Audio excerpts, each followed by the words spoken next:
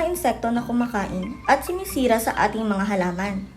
Ilan sa mga uri nito ay ants, bugs, spider mite, aphids, caterpillar, leaf miners, leaf hoppers at iba pa.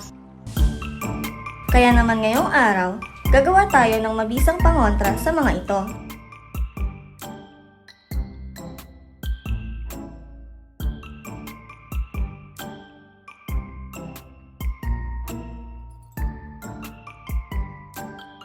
Kakailanganin natin ng kalamansi, aloe vera, at bawang.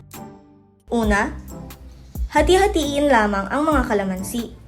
Sa videong ito, gumamit ako ng 10 pirasong kalamansi. Ayon sa pag-aaral, ang kalamansi o Citrofortunella microcarpa ay nagtataglay ng limonene, ang mapaklang lasa na toxic sa respiratory system ng mga insekto. Pangalawa, pigain ang mga nahiwa nating kalamansi sa isang lalagyan. Gumamit ng pansala upang hindi sumama ang mga buto. Itabi lamang natin ang mga nasalang buto dahil maaari pa natin itong itanim. Pangatlo, hiwa-hiwain ang mga naiwang balat ng kalamansi upang mas madali itong madurog. Pang-apat, hiwa-hiwain naman natin ang mga aloe vera. Ang aloe vera naman ay non-toxic at tumutulong sa pagpapahinto ng pagdami ng mga insekto. Ayon sa pag-aaral, ito raw ay epektibong biopesticide. Panglima, gumamit ako ng 6 cloves ng bawang at hiniwa ito sa maliliit.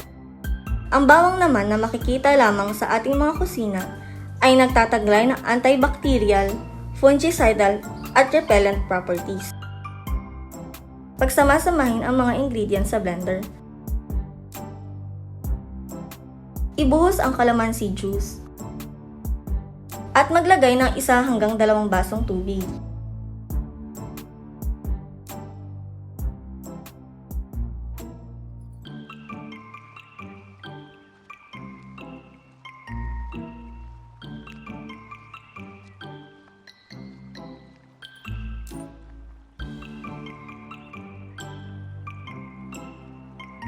Salain ito sa isang lalagyan upang makuha natin ang purong katas nito at hindi magbara sa ating spray.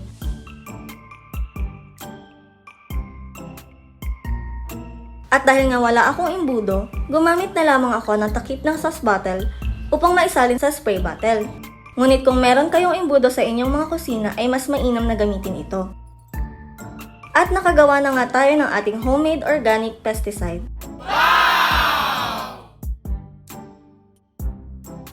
I-apply lamang ito sa mga kailaliman ng mga dahon at kung saan nagkukubli ang mga insekto. Gawin ito sa hapon pag hindi tirik ang araw at hindi umuulan.